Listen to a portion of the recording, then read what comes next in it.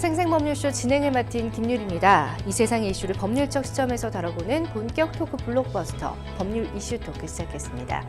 제 옆에는 지금 최요한 시사평론가 자리하셨습니다. 안녕하세요. 예, 반갑습니다. 시사평론가 최요한입니다.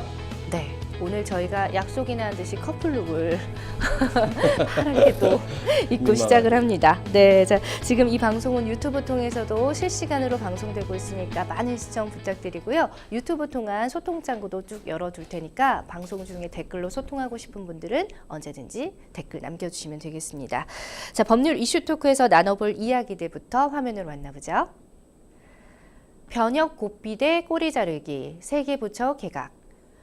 서울 대중교통 무제한 이용, 기후 동행카드, K패스 나오는데 굳이? 성추행 파문, 고은 시인 시집 다시 판매. 네, 자 어떤 이야기들일지 법률 이슈 토크에서 본격적으로 이야기 나눠보도록 하겠습니다. 여러분은 생생법률쇼와 함께하고 계십니다.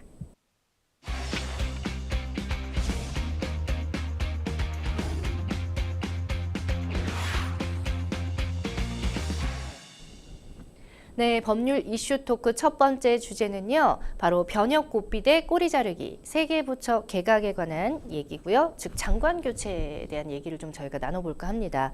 윤석열 대통령이 지난달 산업부 장관을 교체한 데 이어서 3주 만에 추가 개각을 단행했습니다. 국방부와 문화체육관광부 그리고 여성가족부 장관 이렇게 교체를 하기로 지금 했죠.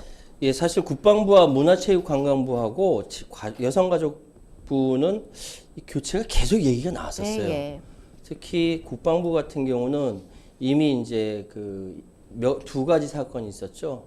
하나는 홍범도 장군 흉상 이전 관련된 문제 하나하고 또 이번에 수사단 문제, 이 문제가 겹치면서 계속적으로 탄핵 얘기가 나왔고요. 네. 그리고 문화체육관광부는 의외였습니다.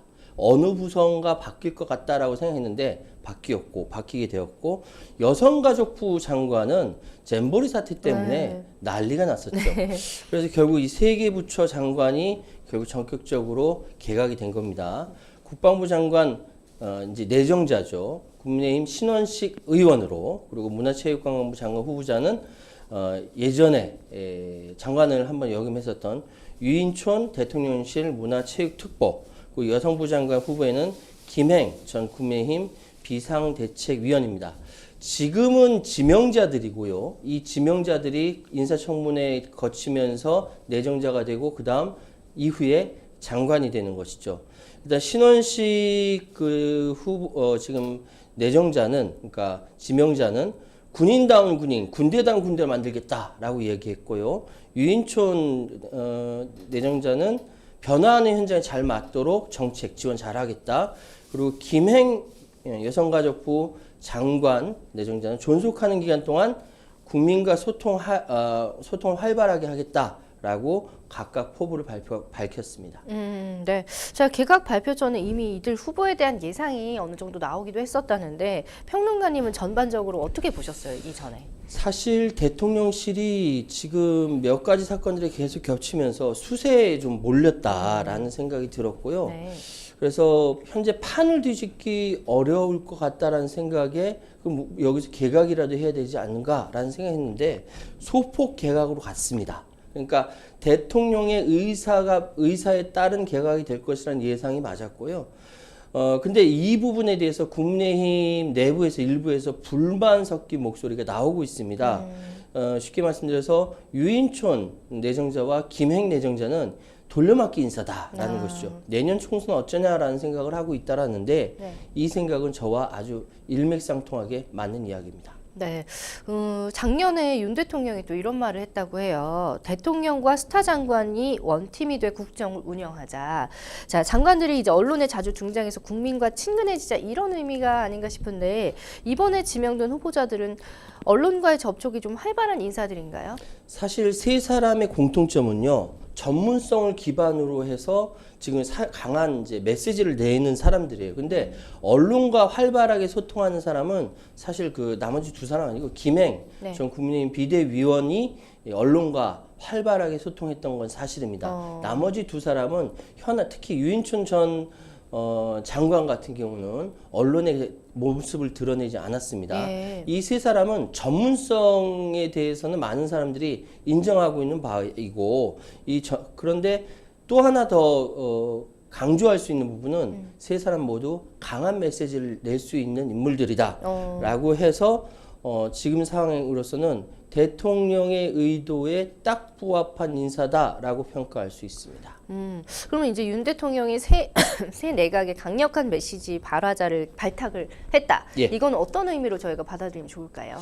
그러니까 뭐 일부에서 이야기하는 거는 그 전임 장관들의 경질성이다라고 얘기하는데 맞습니다. 경질성 맞고요. 근데 굳이 경질성이다라고 얘기하고 싶지 않으니까 아니다라고 얘기하는 것이죠.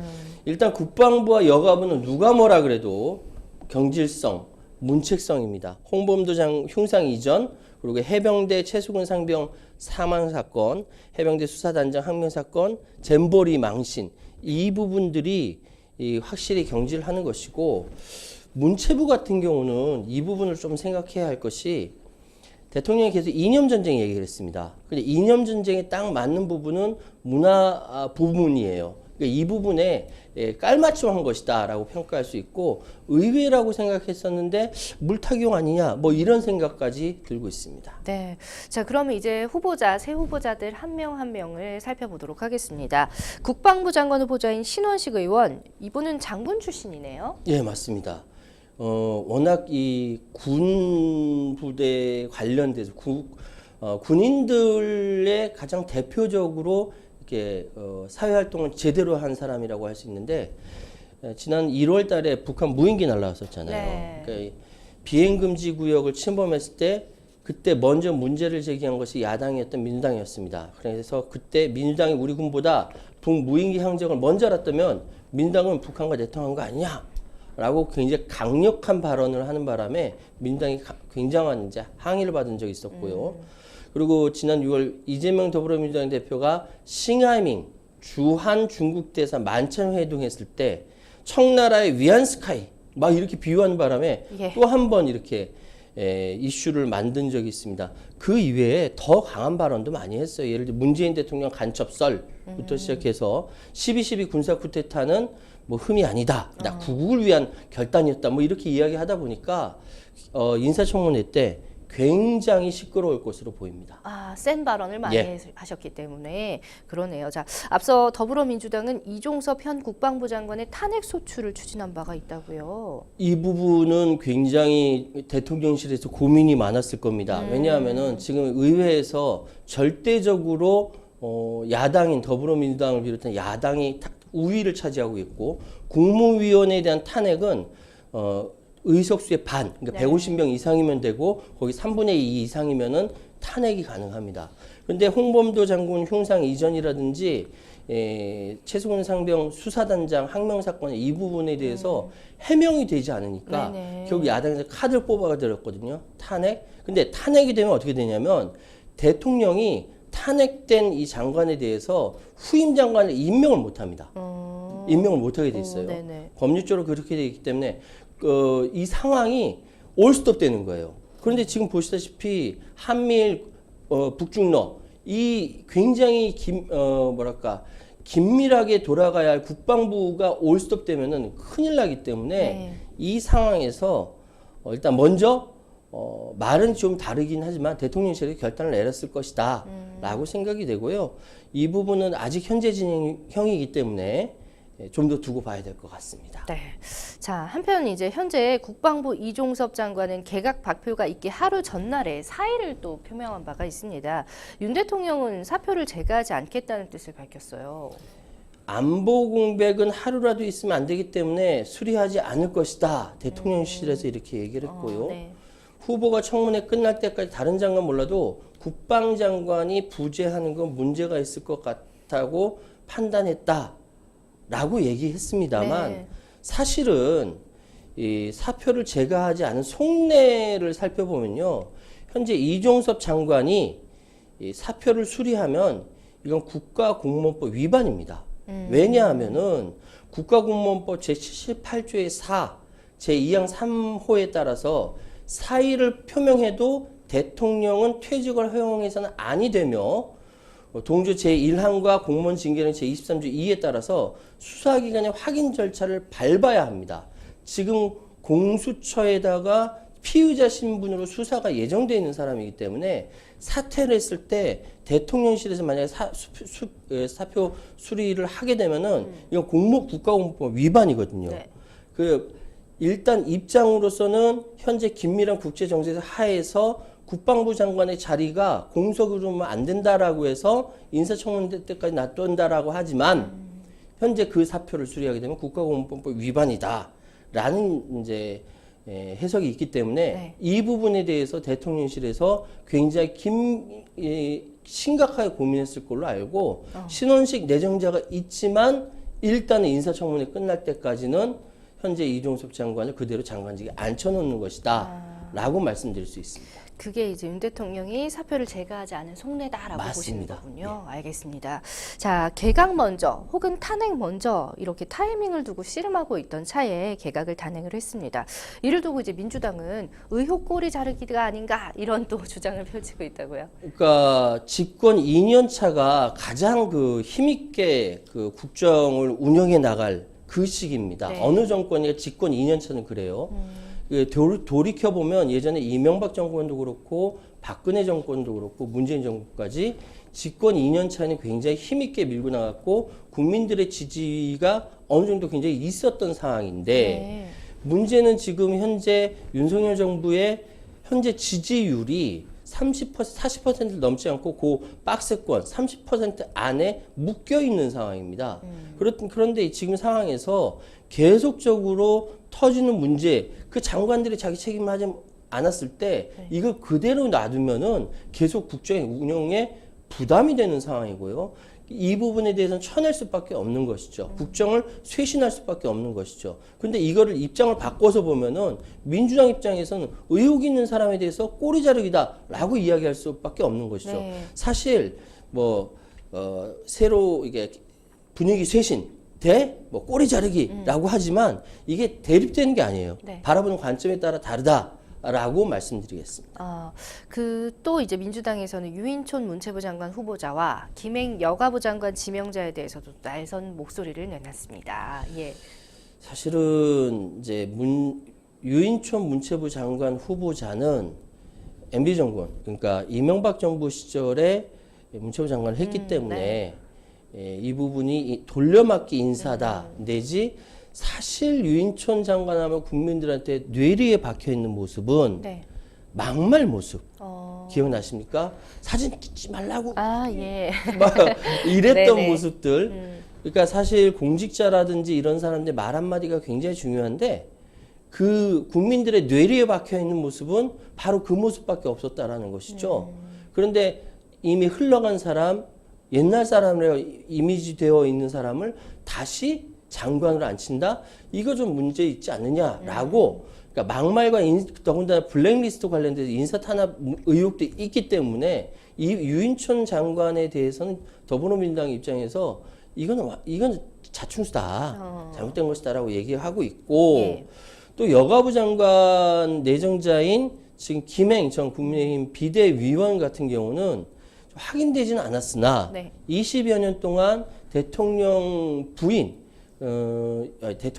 부인과 지인으로서 계속 역할을 해왔다.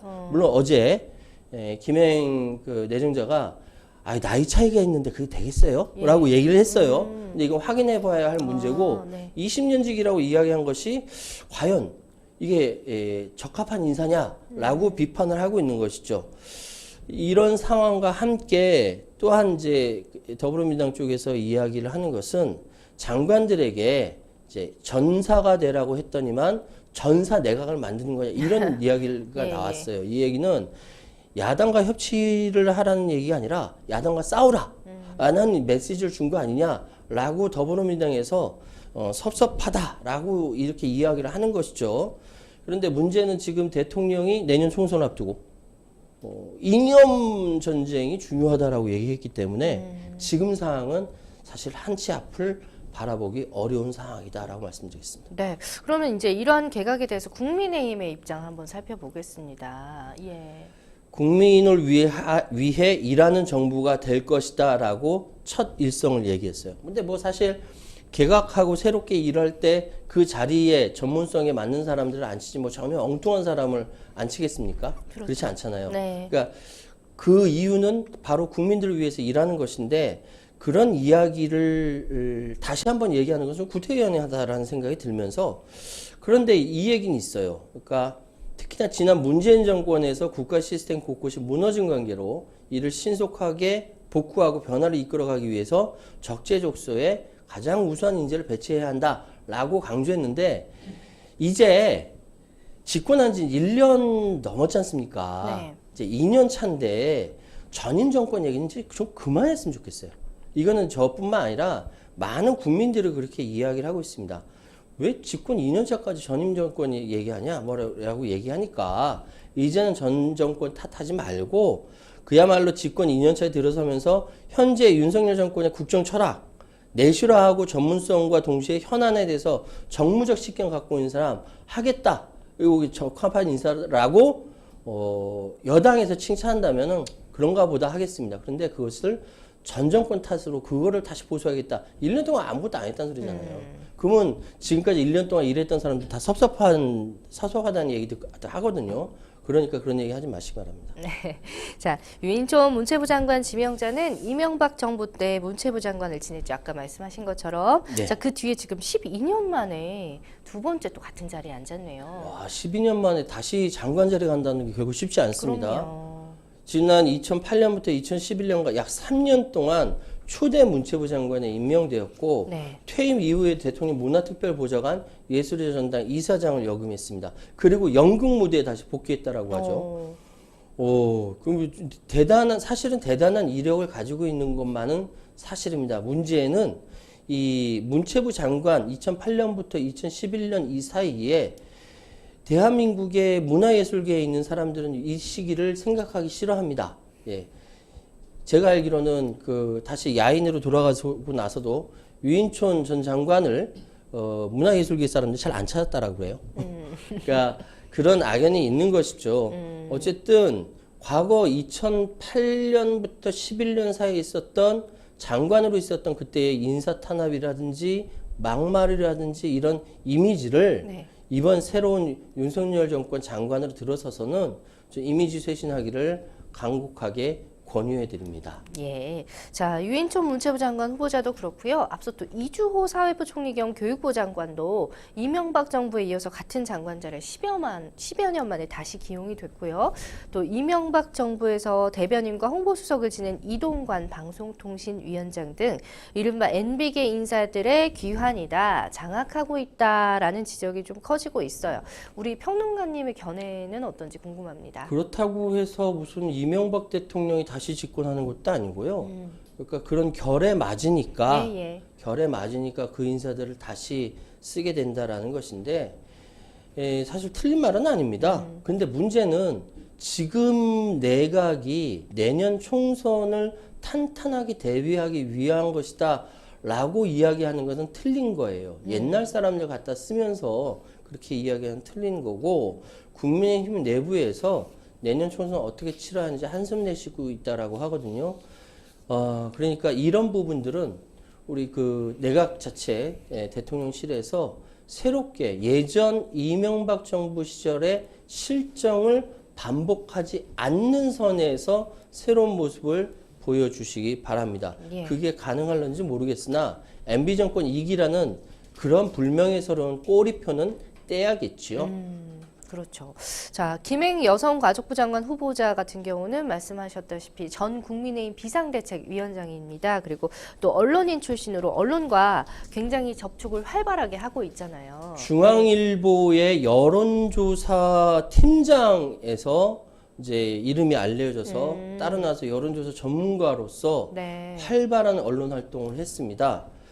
저도 같이 한번 방송을 해봤는데요. 자기 소신 또렷하게 이렇게 주장할 줄 아는 사람이에요. 정몽준 전 의원이 국민통합 22를 통해서 이렇게 대선 출마했을 때 그때 선대위 대변인을 맡아서 국민들에게 굉장히 각인이 됐고 2013년 박근혜 정권 출범과 동시에 청와대 당시 대통령 비서실에 공동 대변인에 임명돼서 활발하게 활동을 해왔습니다. 한국양성평등교육진흥원의 제6대 원장으로도 취임해서 한국의 여성정책 분야에 대한 전문성을 쌓기에 이번에 여가부 장관이 된 것 같아요. 근데 이 여가부 장관이 되기까지의 변신이 굉장히 많이 화려했거든요. 네네. 이 변신인지 전문성을 쌓은 것인지 모르겠으나 여가부 앞으로 어떤 정책 펼치는지 잘 눈여겨 보겠습니다. 그 여가부 얘기가 나와서 말인데 사실 여가부 폐지에 대해서 윤석열 대통령이 공약으로 내세우기도 했었고 그 때문에 이제 현재 김현숙 장관을 위임하는 방안이 거론되기도 했는데 이번에 개각이 단행된 이유는 아무래도 많이들 생각하시는 게 잼버리의 그런 파행이 결정적인 이유 아닐까 싶기도 해요. 예. 제가 지난번 방송할 때도 잘못했을 때 그냥 즉각 국민들께 사과드리고 잘못했습니다. 앞으로 잘하겠습니다. 했으면은 여론이 나빠지지 않았을 텐데 김현숙 장관이 이 파행이 벌어졌음에도 불구하고 3주 후에 겨우 고개를 숙였다라는 것이죠. 네. 이해가 안 되는데 그 불명예 퇴진이 맞는 것 같습니다.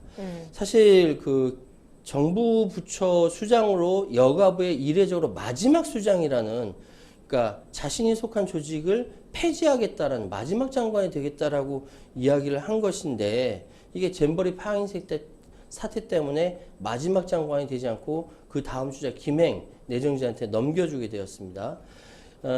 이게 이제 여가부 폐지에 찬성한다라고 얘기를 했고요. 지금 상황에서 잼버리 사태에 대해서 어떻게 조사하고 어떻게 나갈지 모르겠으나 하여튼 이번 잼버리가 너무나 큰 타격을 줬다. 무려 1년 전부터 문제가 있다는 얘기가 있었음에도 불구하고 김현숙 여가부 장관이 거기에 대해서 조치를 취하지 않은 점은 네. 조직 장악 능력이 없는 것이고 여가부의 존립을 위태롭게 만들었다라는 스스로 오명을 뒤집어 쓴 거라고 얘기할 수밖에 없는 것입니다. 근데 사실 10월에 이제 국정감사가 있잖아요. 근데 장관이 바뀌면 이제 다음 달 국정감사에 출석할 잼버리의 이제 주요 책임자가 바뀌는 건데 이게 책임이 제대로 규명될지가 조금 의문입니다. 그러니까 지금 상황에서 야당에서 이번 개각에 대해서 꼬리 자르기다라고 얘기할 수밖에 없는 거예요. 네. 당연히 조사가 잘 안 되겠죠. 예, 조사가 잘 되면 그게 오히려 더 이상한 거예요. 책임자가 사라졌으니까 진상규명이 하기가 어려워졌습니다. 그러다 보니까 야당에서 그렇게 비판을 하고 있고요. 그럼에도 불구하고 잼버리라는 이 세계적인 대회에 대한민국 이름이 먹칠을 당하는 사태를 벌어졌을 때 누군가 책임을 져야 되는데 이 부분은 그래서 정치력이 필요할 때입니다. 그래서 정치권이 어떻게 이 잼버리 사태에서 교훈을 얻을 것인가에 대해서 철저하게 이 진상을 파헤쳐 주시기 바랍니다. 네, 어제 열린 또 박문규 산업통상자원부 장관 후보자 인사청문회에서 야당은 후보자 재산 형성 과정상의 의혹 등을 집중 제기를 했습니다. 장관 후보자 청문회라는 게 이제 쉽지는 않지만 이번에 세계부처 장관 지명자들의 인사청문회부터 이후의 취임까지 순탄할 것인가 아닌가 참 어떻게 전망하시는지요? 사실은 박문규 장관 후보자 인사청문회 보면서 그 미성년자를 그렇게 혼자서 이렇게 외국에 유학을 보내는 게 불법이라는 것은 사실 많이 알려져 있는 상황이거든요. 몰랐다라고 얘기하는데 그게 믿겨지지가 않아서 깜짝 놀랐습니다. 그런데 이렇듯 장관 후보자 인사청문을 하게 되면은 생각지도 못한 여러 가지 이슈들이 툭툭 튀어나오는데 일반인들은 이렇게 생각해보면 저걸 어떻게 저렇게 바쁘고 저런 위치에 있는 사람이 어떻게 저렇게까지 했을까? 재산을 어떻게 한 거야? 일은 안 하고 맨날 부동산만 했나 보지? 주식만 했나 보지? 뭐 이렇게 질문할 수밖에 없어요. 언제쯤이나 우리나라의 이 인사청문회가 그 개인의 신상을 터는 것이 아니라 그 사람이 어떤 비전을 가지고 이 부처를 어떻게 잘 꾸려갈 것이며 그 미래 국민들을 어떻게 봉사할 것인지에 대해서 이야기하는 그런 인사청문회가 될 것인가? 지금 정치 풍토에서는 그게 안 될 것 같아요. 그래서 사실 인사청문회 무용론까지 나오는 판에 이 부분에 대해서 다시 한번 생각해 봐야 되지 않을까. 틀림없이 이번 3명의 장관 후보자 인사청문회도 그런 눈살 찌푸려지는 모습이 나올 텐데 그럼에도 불구하고 단 한 번이라도 미래 비전에 대해서 좀 이야기를 좀 했으면 좋겠습니다. 네, 이렇게 해서 첫 번째 법률 이슈 토크 만나봤고요. 여러분은 생생법률쇼와 함께하고 계십니다.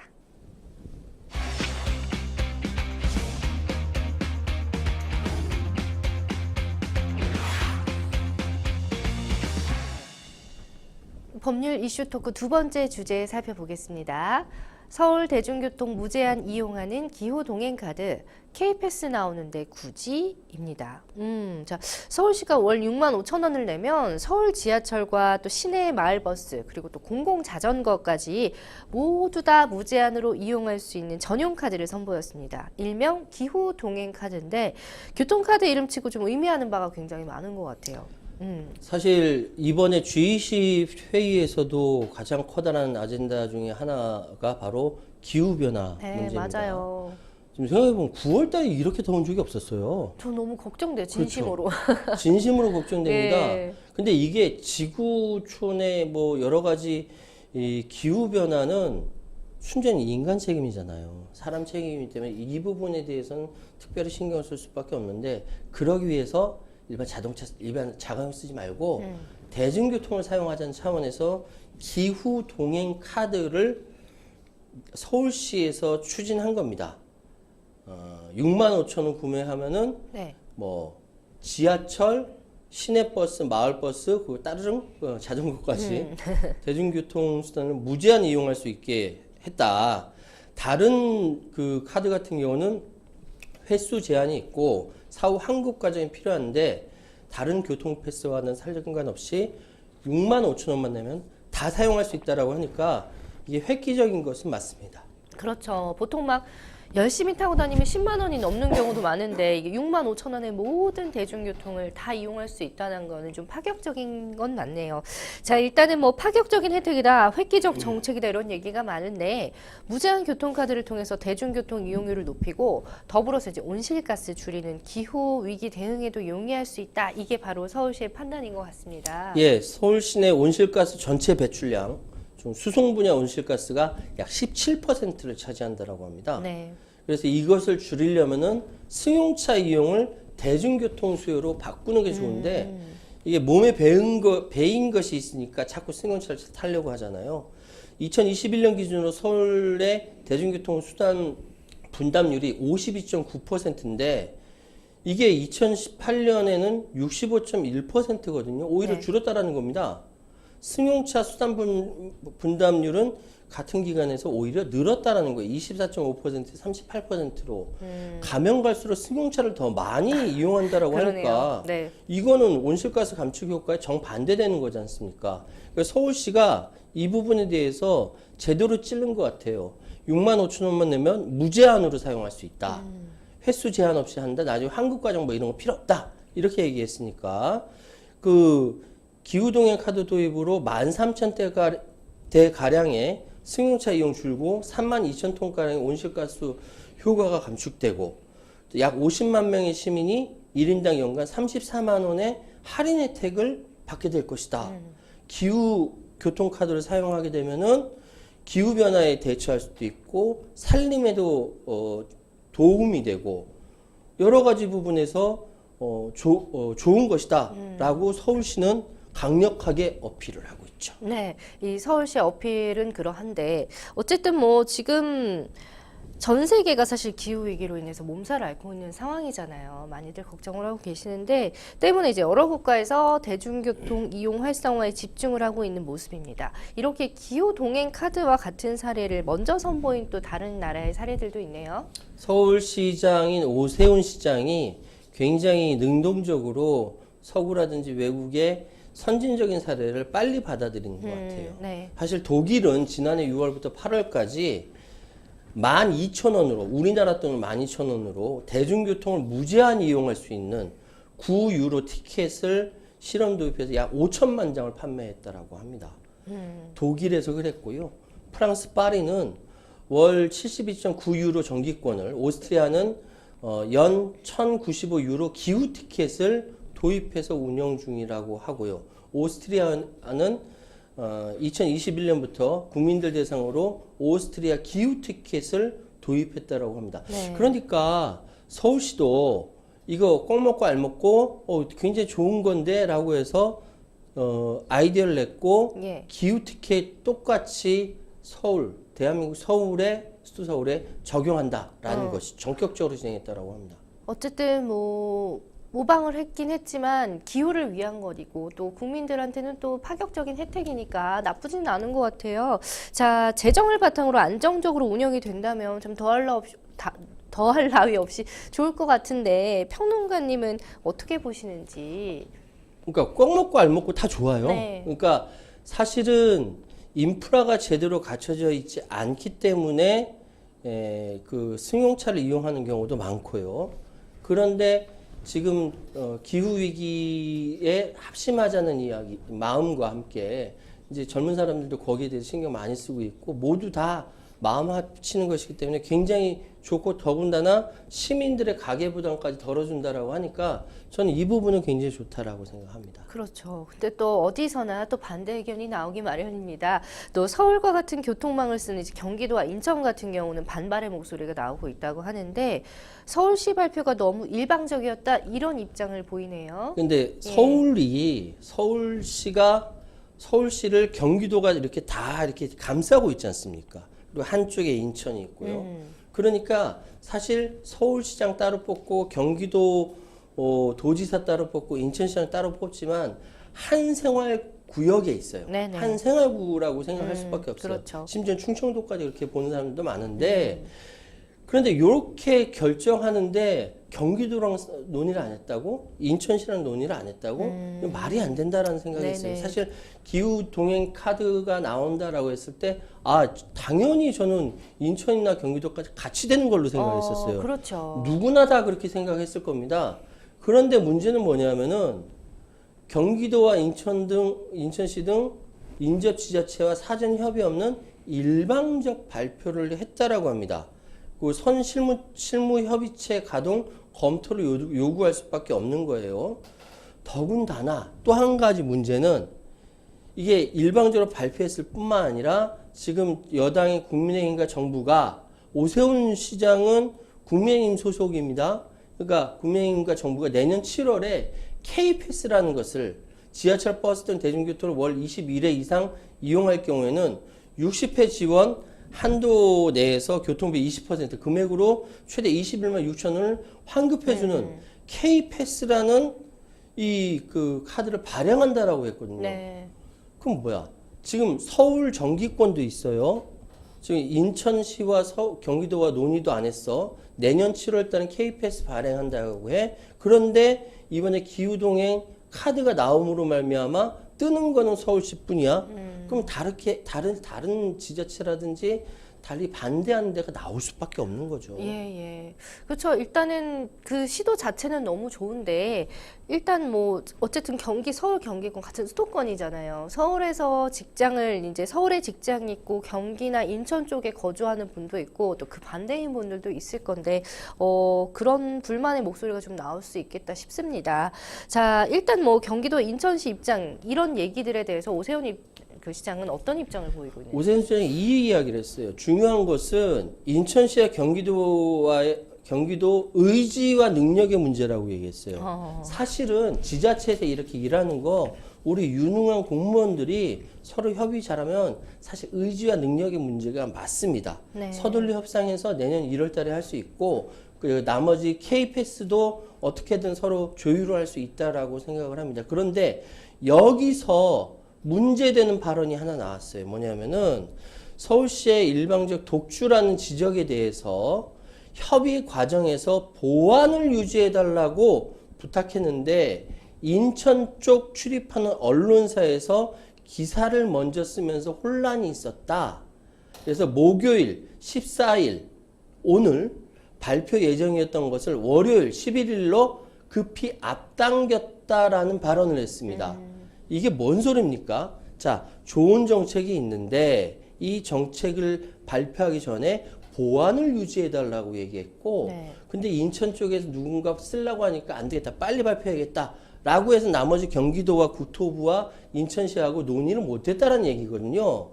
왜 보완을 유지해달라고 했을까? 왜 이 상황을 급히 해야만 했을까? 깜짝 발표를 통해서 오세훈 시장이 뭔가 이렇게 정치적 이득을 얻으려고 하는 거 아니냐? 그러지 않고서야 보완을 유지할 필요도 없었고, 또한 이 부분에 대해서 급히 발표할 이유도 없지 않습니까? 좋은 정책이라면 협의해서 잘 만들어가면 되는데, 이런 차원에서 경기도와 인천시 그리고 국토교통부와 협의해야 될 부분이기 때문에 이쪽에서 뿔난 목소리가 나올 수밖에 없습니다. 예. 혼자 정치하냐? 라는 얘기가 나오는 거죠. 그러게요. 일단 뭐 정책 자체를 내는 것부터 시작해서 참 쉬운 게 하나도 없는 것 같아요. 정책 자체에 좀 의문을 품는 견해들도 있다고 합니다. 과연 이게 할인폭이 큰 게 맞는지, 때문에 이제 시민들이 혜택을 보는 게 과연 맞는지. 아까 제가 얼핏 봤을 때는 되게 혜택이 많은 거 아닌가요? 했는데 또 자세히 들여다보면 어떤지요? 이게 이제 심상정 정의당 의원이 기후동행 카드 같은 발행은 환영한다. 맞아요. 똑같이 환영은 하는데 세부 내용을 보니까 이게 기후 동행이 아니라 기후 워싱, 이게 조금 어려운데, 워싱 뭐냐면 그거 하는 것처럼 세탁해 버린다라는 거예요. 네네. 실제로는 아니라는 거예요. 뭐 왜냐하면은 지금 서울시가 밝힌 월 6만 5천 원 요금은 원래 시민들이 내던 요금에서 기껏해 5천 원에서 6천 원 할인된 금액이라는 거예요. 그러니까 지금 소위 얘기해서 지난달부터 서울시 시내버스 요금이 300원씩 올랐습니다. 아셨어요? 300원씩 올랐어요. 예. 왕복 600원씩 매일 더 지출한다 치면 한 달에 18,000원이 추가 지출되는 거예요. 근데 그 18,000원 올려놓고 지금 5,000원 깎는다라는 것이거든요. 그럼 이게 뭐야? 뭐 이게 뭐 제대로 깎아주는 거 맞아? 라고 의문을 정의당 심상정 의원이 제기한 겁니다. 그렇군요. 일단 뭐 일각에서는 또 대권을 노린 서울시장의 약간 선심용 정책이 아닌가 이런 또 비판도 있다고 합니다. 예. 사실 예전에 이명박 대통령이 대통령으로 당선될 수 있었던 굉장히 큰 것 중에 하나가 청계천 정비했다는 거. 물이 좀 거꾸로 흘러요, 사실. 네. 한강이 제 동에서 서로 흐르는데 이거 서에서 동으로 흐르거든요. 펌프 끌어와서. 근데 청계천 일대 지정한 거 정리했다라는 거. 그리고 또 하나 교통 문제에 획기적인 변화를 가져왔던 거. 중앙차로 도입한 거. 이것 때문에 야, 대한민국에서 교통 문제 해결하면 대통령이 되는 것이지 라는 이야기가 있었죠. 네. 그런데 그런 얘기에 있어서 그런지 몰라도 제가 아까 얘기했던 대로 이렇게 좋은 정책이고 이렇게 전 국민에게 파급되는 좋은 정책이라 한다면 사실상 한생활권인 그 인천과 경기도와 같이 논의하는 게 맞죠. 보완 유지해 가면서 홀라당 먼저 선수 치고 나가서 발표할 게 아니죠. 그러니까 당연히 아이고 이 대권에 욕심이 생기니까 이렇게 인기몰이에 눈 멀어서 이렇게 하는구나라는 비판의 목소리가 나올 수밖에 없는 거죠. 그럼 뭐 일단 결국은 언젠가 수도권 사용이 가능한 교통카드가 되지 않을까 싶어요. 안 해줄 이유가 없는 것 같은데. 그러니까 저는 네. 대한민국의 공무원들을 믿습니다. 대한민국 공무원들 굉장히 똑똑한 사람들이에요.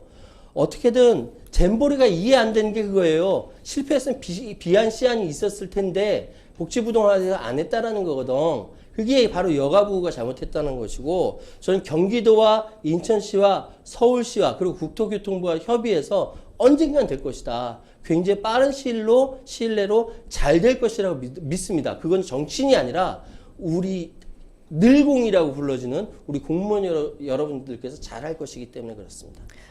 그 앞서서 좀 언급해 주셨는데 KPS라는 게 또 있더라고요. 네. 이게 어떤 제도인지 좀 알려주시면 좋을 것 같습니다. KPS는 이게 이제 지금 얘기하는 기후동행 카드하고 겹쳐지는 부분이 있어서 그래요. 그러니까 지하철, 버스 등 대중교통 한 달에 21차례 이상 이용할 경우 1년에 최대 21만 6천 원을 환급해주는 제도고 2024 내년 7월 달에 시행된다라고 국토교통부에서 발표한 바가 있습니다.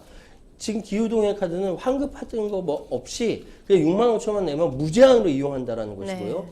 그렇기 때문에 좀 차이가 있어요. 그러니까 내년에 제가 예상컨대 서울과 경기도와 인천이 기후동행 카드로 같이 하게 되고 국토교통부에서 진행하는 KPS가 가서 둘이 경쟁하게 되는 거 아니냐.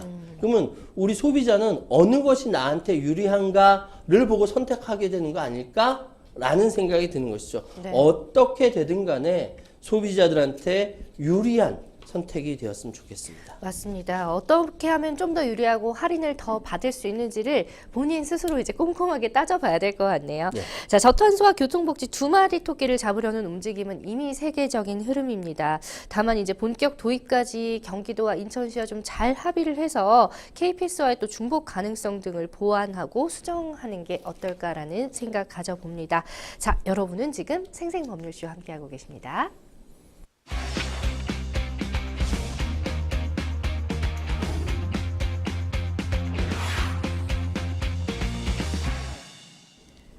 네, 법률 이슈 토크 마지막 주제입니다. 바로 청추행 파문, 고은시 지인 시집 다시 판매입니다.